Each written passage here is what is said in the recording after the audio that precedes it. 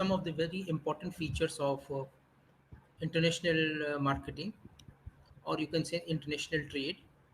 It is basically used in the export and import businesses wherever we are going to do the export or import businesses, and it is known as documentation.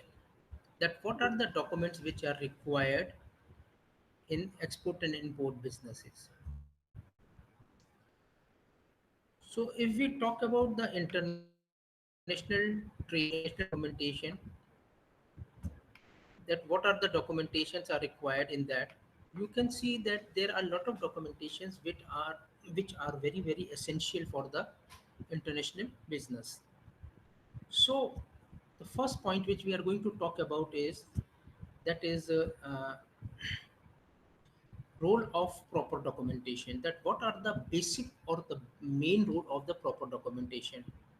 The correct documentation alone can ensure few things: swift passage of goods to the customer.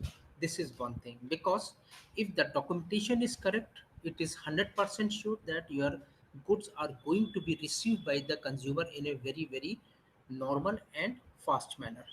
Then custom clearance.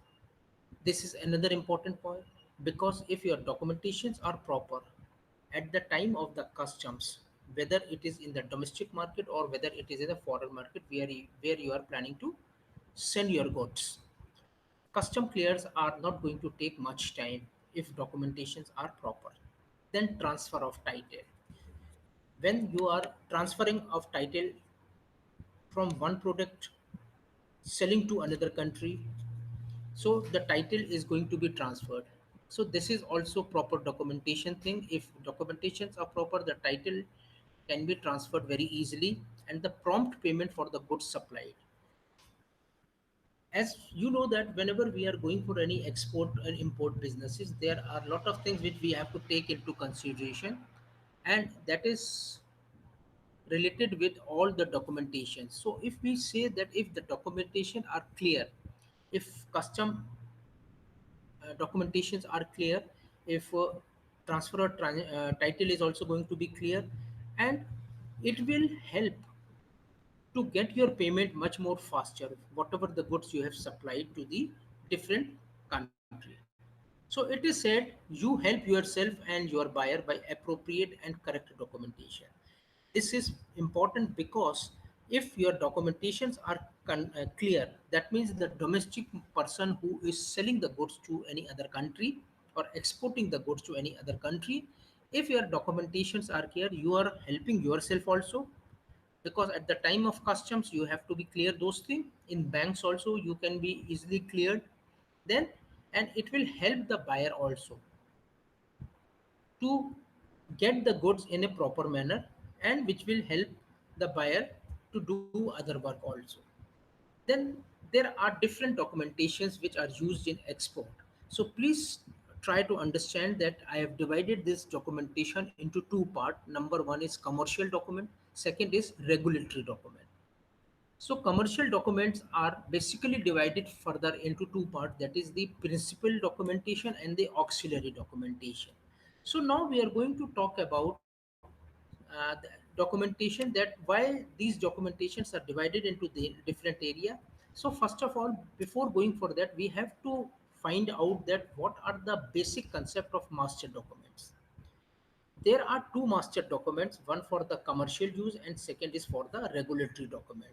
That means for customs, RBI and port trust have maximum advantage of alignment at minimum cost and time for preparing the individual documents. That means that they are saying that there are two master documents, as I have just explained to you, which is divided into two parts. One is the commercial one, second is the regulatory document. That means the customs, RBI and the port authority, that means the port trust, they have the maximum advantage for the alignment and the minimum cost and time for preparing the individual documents. The two master documents contain all the information that is common to individual documents. That means that whatever the documents are there, that means the two documents are there, they contains all the information that is common to individual document. That means that In the documentation, we have to write down the name of the person, the content, then the weight, then cost, then addresses, etc., etc. There are a lot of things which we have to incorporate in the master document. So these documents are basically common and contain all the information which are available in the individual documents also.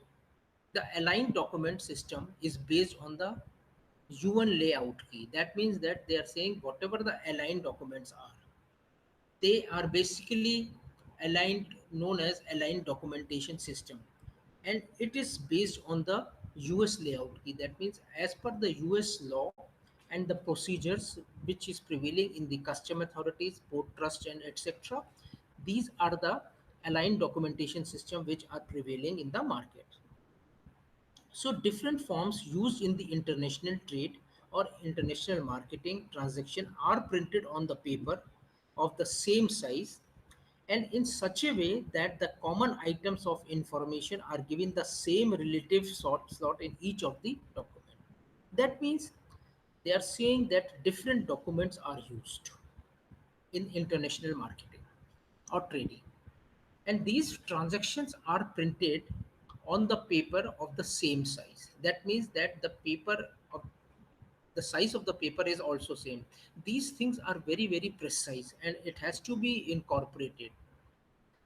The size of the paper is same, and the common items in or the information which are given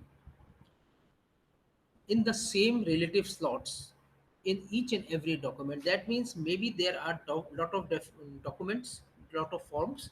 You have to give all the information in each and every document or the form in the relatively given slots. Then what are commercial documents? These are principal export documents, and these are by the custom of trade are required. That means whenever you are going for any export or import businesses, at that time it is required at the custom, that is affecting the physical transfer of goods.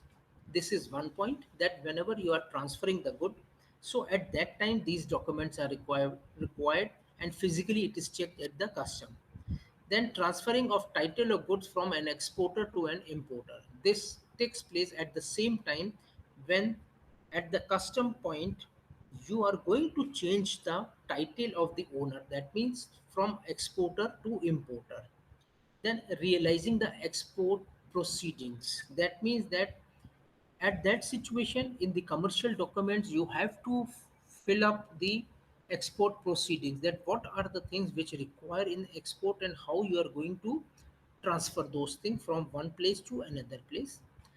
Then the second point in commercial documents are known as the auxiliary documents. These are required for preparation and procurement of principal export document. That means that auxiliary documents are those documents which are required only for the preparation and procurement of principal export document. That means that when you are getting the principal documents, these auxiliary documents are required, because when we are making the principal documents, at that time you require this auxiliary document to prepare the principal document. I hope that you are understanding. we I've said that the documentations are divided into two parts: commercial document and another document, commercial regulatory document. Commercial documents are divided into two parts, that is principal export document and auxiliary document. And auxiliary documents are required for the preparation and the procurement of principal export document. When you are procuring the principal export document, at that time you require the auxiliary document. Then what is regulatory document? These are prescribed by different government departments in compliance with the requirements under relevant law. As the name suggested, regulatory, that means it is related with the rules and regulation prevailing in different countries.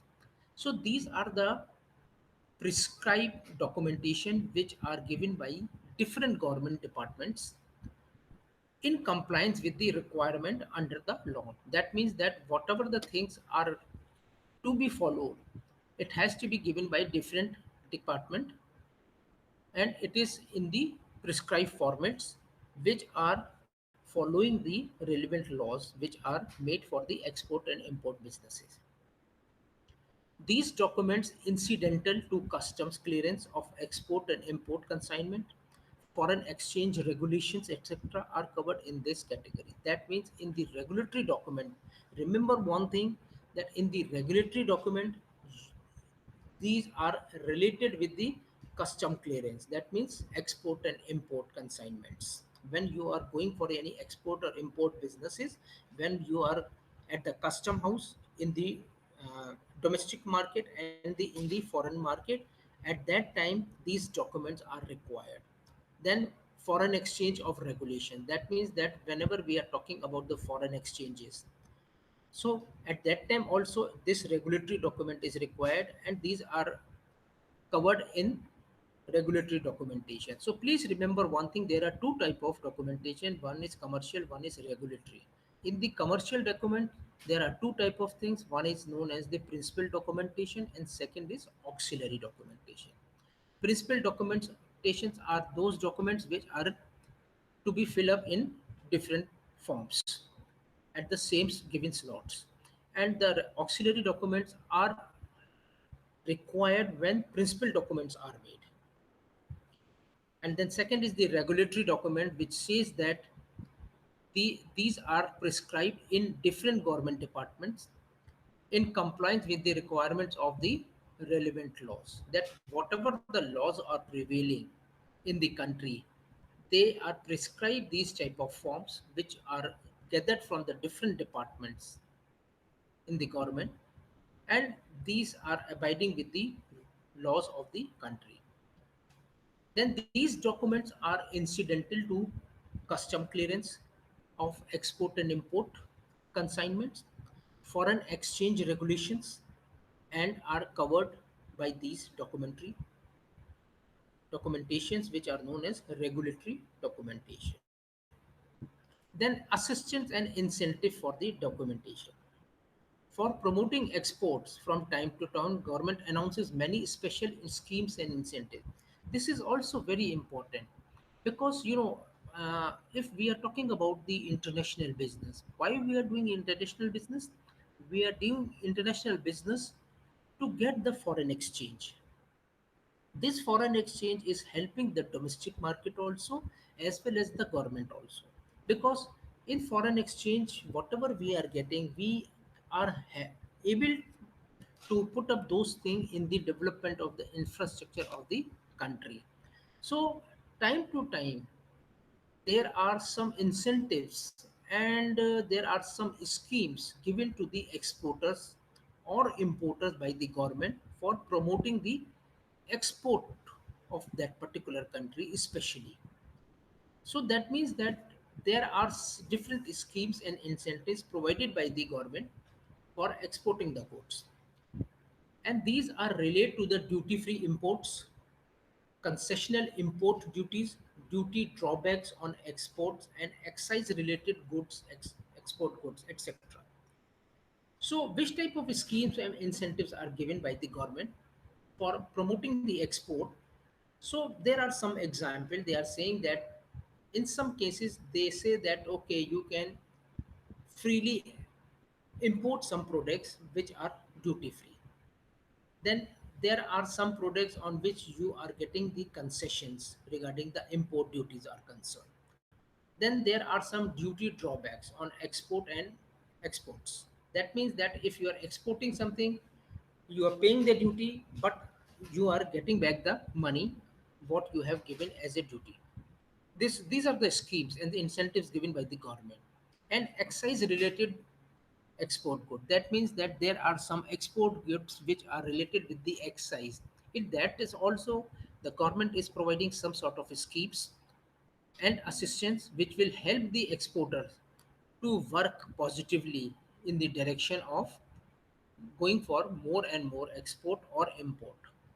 Then documentation relating to the above are called assistance or incentive documentation. So whatever I have told you just now, these are known as the assistance or incentive documentations. That means that it is a sort of incentive given to the exporters or importers to promote the export or import business for the development of the country. Then principal export documents. What are the principal export documents?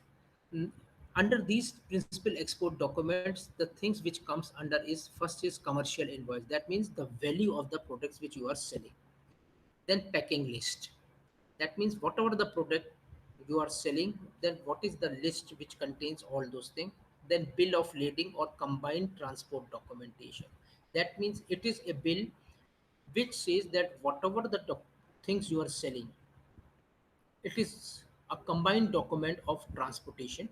Then certificate of inspection or quality control. This is another point which has to be taken into care when we are preparing the export documentation. Under the principal export documentation, these documents come, which is known as the quality control document or the certificate of inspection. Then next is the insurance certificate or policy.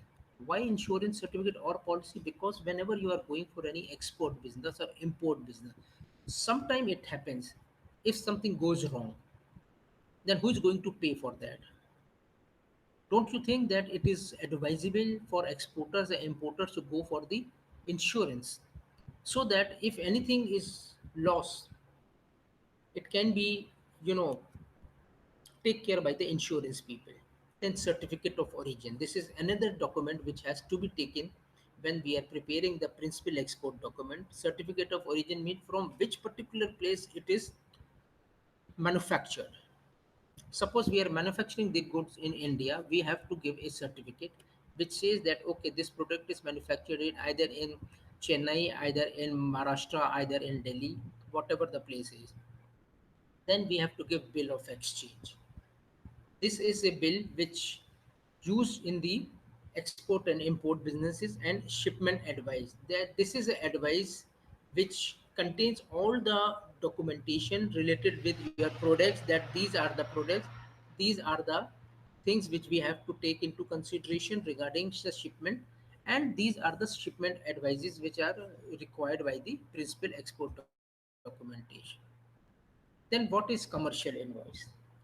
It is the document of account of sale rendered by buyer to the seller. That means that it is the price of the product which buyer is asking to take from the seller. It is a prima facie evidence of the contract of sale and purchase. Yes, it is the initial part of the contract of sale which says that I am selling this product to you at this price and you are going to receive the particular thing at this price. Then description or merchandise must correspond exactly to the details in the letter of credit and should be made on the paper of the seller and signed by him. That means that in this commercial invoice, the description of merchandise must be correctly written and the details should be also there, the regarding the letter of credit also, and it should be made on the paper and the seller is going to be signing that particular paper, right? Then it should be made in the name of the opener unless otherwise stated in letter of credit. That means that this document commercial invoice is made in the name of the opener. Opener means the person who is going to sell the product, or otherwise whatever is stated in letter of credit, the things will be put up in the commercial invoices. Then consular invoice. What is this consular invoice? What I am talking to you about, these invoices and other things are concerned, these are very important when you are talking about the international business or international trade, because it is the important part of that. The consular invoice is needed in few areas like Latin American countries, Kenya, Uganda, Tanzania, Nigeria, Ghana, Mauritius, New Zealand, Australia, Fiji. The importer's country require this to collect accurate import details for assessing the import duties and for other statistical purpose. That means in these countries, if we are selling any good, the importer countries, that means let's take example of Latin American countries, they require the details. Why they require the details? Because they want to assess the import duties and for other statistical purposes. purposes also, because because they have to find out that what are the accurate import details which they have to put up. Then this help the importers to get goods custom cleared easily. If there is a consular invoice in these countries and they are asking for this, so it will help the importers to get the goods easily cleared from the customs. Then consular invoice has to got certified by the embassy of the country concerned. That means that it is going to be signed and stamped by the country concerned, because it is to be certified by the embassy that okay, this is the product which is going to come in this particular country, and it is endorsed by our embassy for that. Then what is customs invoice? It is required by the countries like USA, Canada, etc. for allowing the entry of goods at preferential tariff rates. That means that custom invoices are required in USA and Canada. Reason being is that they are required for allowing the goods to enter into this market with the preferential tariff rate. That means whatever the tariff rates are fixed up, on the basis of that, these custom invoice is required in countries like USA and Canada. The invoice forms are generally available at the consular office of the importing country and should be signed and witnessed after duly filled the same. That means they are saying the country who is importing the goods, the forms are made available in the consular office of that particular country, and it should be signed and witnessed when the form is duly filled. That means the custom invoice is required in USA and Canada, and the forms can be taken by the consular office in the importing country, and it is duly signed and witnessed by the consular office when the form is duly filled up. Then legalized and visa invoices. These are required by some countries in Middle East, Latin America, and Turkey and Taiwan. So these are the legalized visa invoices which are required in these countries. These invoices are shown for their genuineness by seller as being correct before appropriate consulate, chamber of commerce, embassy, and bear the stamp and authentication. That means whenever you are selling your goods in these countries like Latin America, Middle East, Turkey, or Taiwan, these legalized invoices are required to show the genuineness of the seller. That seller is absolutely genuine. That means the exporter is genuine, and it is corrected being appropriate with the consulate, chamber of commerce, embassy, and bear the stamp and authentication. So, whenever we are selling the goods in these countries, invoices are made to show the genuineness of the seller, and it is authenticated. That means with the sign and everything with the stamp by the appropriate consulate or the chamber of commerce or the embassy. So please try to understand that what we are talking about. We have talked about the legalized visas invoices. We have talked about the consular invoices, right? So you have to remember those things. Then there are some certified invoices. What is this? Sometimes exporter is asked to certify on the invoice about the goods being of particular origin or packed at particular place and in accordance with a specific contract. Certified invoice means that it is signed by the seller, that means the exporter, and they are asked to certify on the invoice that the good is are from particular origin and is pegged at particular place, and in accordance with that a specific contract is finalized. You must have seen on some products which are exported from India, and when it comes back from any other country or somebody bring that particular product, you must have seen there that it is written that it is manufactured at certain place, office at certain place, marketed by certain place. So these things should be there on the invoice, which is certified by the seller.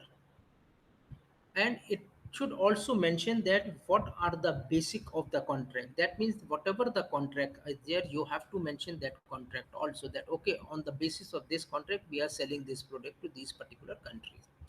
Then these invoices are called as a certified invoices. I am quite sure that you are able to understand what certified invoices are now. Then the next thing is packing list.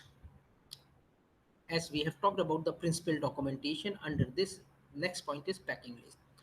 It shows the detail of good contained in the each parcel or shipment. As I have told you this thing, that under the packing list you have to show the all detail about the product which is there in the parcel or the shipment. This show item by item the contents of the container or parcel ship. That means in this packing list you have to specify item by item contents. Either it is in the container or in the parcel which is going to be shipped. Then it enables the buyer, that means the receiver or the importer, to check received items correctly. It is basically for the help of the importer. If you are selling some goods and there is a packing list which indicates each and every product item by item and contents containing in the container or it is parcel shipped, the things will be clear to the buyer that okay, these are the products which comes into this particular container. Then a specified number of copies are kept inside the package, sent with shipping documents sent to buyer to shipping agent. That means that whenever we are selling the product to any country and whoever is the importer, there are a specified number of copies which are kept along with the package. Why? Because it is sent with the shipping documents and it is sent to the buyer, to the shipping agent. That means buyer is going to hand over this thing to the shipping agent so that he can just cross check it and find out that what are the things are present in the containers or the shipping parcel. Then what are the transport documentation? As I have mentioned this thing earlier also, that there are some transportation documentation also. These are the documents which are used in export as transport documentation. Number one is ocean freight, which is known as bill of lading.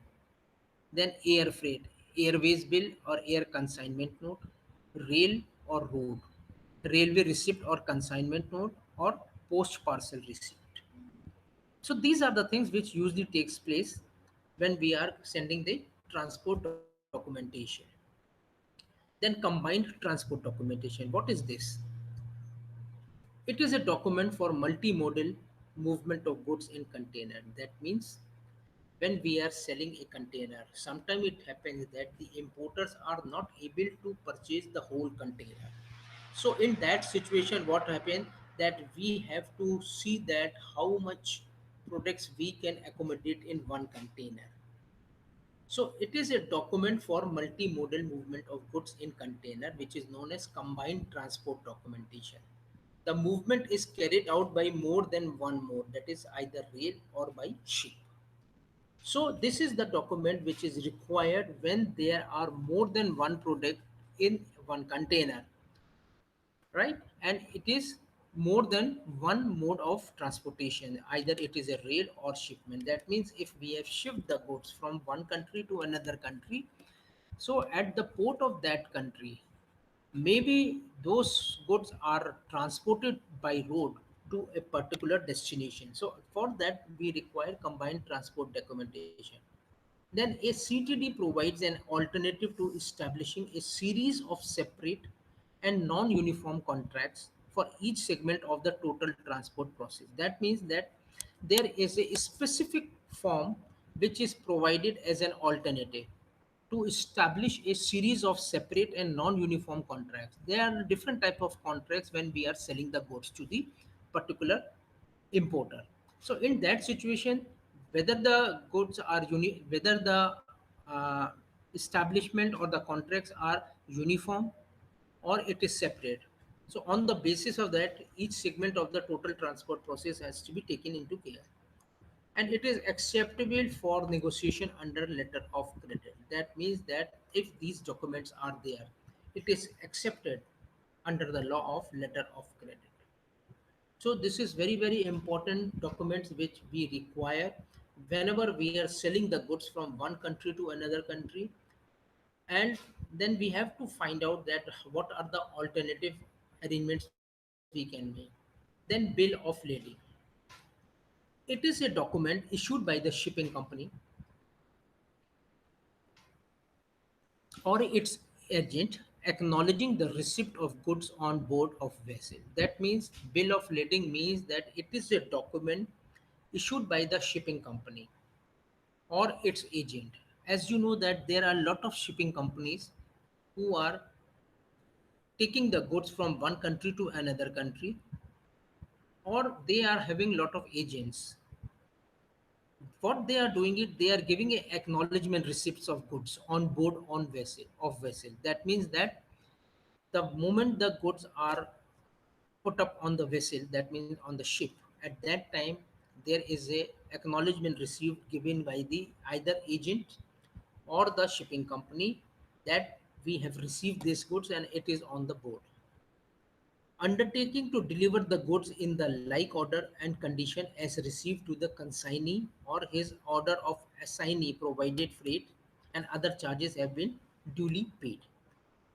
This bill of lading says that whatever the receipts we are giving, they are giving one more receipt which says that whatever the goods we have taken and in which order we have taken and condition, we are going to deliver the goods to the consignee or his order of assignee, who are going to provide freight and other charges which is duly paid by the exporter. And it is a document of title and by practice transferable. Bill of lading is a document of title which says that okay, we are selling this good to particular country, and this is the bill which says that my product are going to be handed over to the consignee in different country, and this is transferable also. That means the goods can be transferred from one person to another person, from one uh, uh, company to another company. So in total, if you talk about bill of lading, or if somebody discuss you about the bill of lading, you can say it is issued by the shipping company or its agent, giving a acknowledgement receipt which says that the goods are already on board and they are undertaking the delivery of the goods in whichever situation it is, and promise that they are going to deliver the good in the same situation to the consignee or his order of assignee. And whatever the freight charges are, it is duly paid. Freight charges or any other charges, it is already paid by the exporter. Then types of bill of lading. What are the bill of different type of bill of lading? Number one is clean bill of lading, closed bill of lading, on-board bill of lading, and a state bill of lading. Then there are another bill which is very very common. This is known as airway bill or air consignment note. It is the receipt issued by the airline for the carriage of goods. That means that if you are carrying some goods, the receipts are given by the airline for carrying of your goods. It is not treated as a document of title and is not issued in negotiable form. That means that this receipt is not a document of title. Whoever is having that receipt, he can easily take the goods, and it is not negotiable also. That means you cannot negotiate with these bills that okay, now we are going to change the name of the person and he will collect the thing. No, it cannot be done. Whatever the receipts are given by the airline people, you have to take that thing, and the person who is carrying the receipt is authorized to take the goods from there. Then according to the Indian Exchange Control, they discourages consignment of goods in the name of either importer, buyer, or his agent. As per the Indian exchange control rates, what happened? They usually discourage this type of a consignment of goods in the name of either importer, buyer, or his agent. As I have told you this thing that airway bills means, or airway consignment note means, that whoever is having this consignment with them or the bill with them, they are authorized to take the goods from there. That's why Indian Exchange Control Board, they are not initiating the things in such a manner, and they are basically discouraging this type of consignment or goods which carries the name of the importer or buyer or his agent, because otherwise it is going to be problem for the airline people to hand over the goods to maybe third party, whoever is having the bill with them. Then post parcel receipt, what is that? Post parcel receipts mean there's that it evidences merely receipts of goods for export by post offices. That means that it evidences merely receipts of goods for export of post offices. It is not treated as a document of title. That means that this post parcel receipt is not treated as a document of title. It is advisable to send post parcel in the name of foreign correspondent bank instead to the buyer. That means they are saying it is always advisable to send the post parcel in the name of foreign correspondent bank instead of the buyer. So it is usually said that it is always advisable that whatever you are sending, it should be in the form of foreign correspondent bank instead of to the buyer. That means whatever you are sending, it is you are sending the things through the bank instead of anybody else. Then inspection certificate. It indicates that the goods have been inspected before sealing for export. Inspection certificate means that whenever the goods are going to be sold, at that situation, it is inspected before sealing the goods for export. It is specialized inspection agencies who are doing this work either in India or maybe in foreign country, wherever they are going for any export or import businesses. Self-inspection certificates can also be given by export houses with good records of export. That means they are saying self-inspection certificates can also be given by export houses with who are having a good export record. That means that if the records are good of any export house, they are allowed to give self-inspection certificates to the people. Then, on the basis of this, I have just given some MCQs, and these MCQs are helpful in getting the insight about the topic which we have discussed just now. And I am quite sure that you are in a position to understand this thing, and you are able to give the answer for all those things. Like if you want to make a payment arrangement with an exporter, you might consider using this international trade documents: a bill of entry, document against payment, document against acceptance, bill of site. Then what are the four factors endowments? National resources, type of technology, material inputs, or international differences in the climate. Then there is one question which says the Heckler-Ohlin model is principally focused on what aspects of economics? International trade, supply and demand, normative economics, or production possibility frontiers. Then another point says transportation cost of trade effects are pattern of trade, boundaries between tradable and non-tradable goods, global supply chain, all of the above. Then which of the following trade policies limit a specified quantity of goods to be imported at one tariff rate? Quota, import tariff, specific tariff, all of the above. Then nations conduct international trade because of what? Then international trade is most likely to generate short-term unemployment in industries in which there are neither imports nor exports, import competing industries, industries that sell to domestic and foreign buyers, and industries that sell to one foreign buyer. So these are the questions which I have given to you, and I am quite sure that you are able to give the answer for these things, because these questions are questions which you can just give the answer after giving a thought process of all the things which I have talked to you. And I'm sure that you are in a position to give the answer for all those things. This is all from my side. Thank you very much.